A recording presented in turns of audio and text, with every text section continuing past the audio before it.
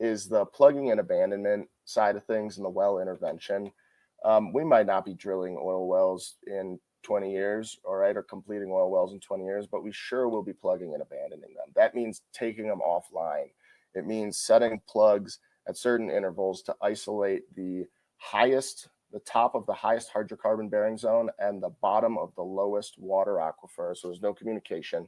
You cut and cap it, you take it offline, reclaim the land.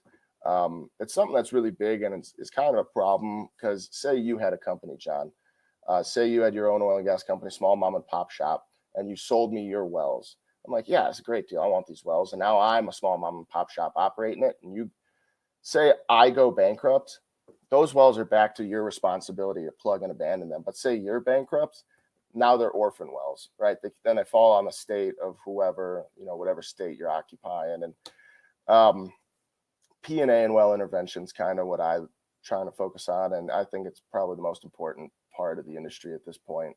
It really solidifies our license to operate, especially here in Colorado. We want to show that we're trying to be, as good as possible and, uh, do the right thing as an environmental steward. But that's kind of a really interesting part. There's never a dull day. It's something new every day. And it's what I think is the coolest part of the industry right now.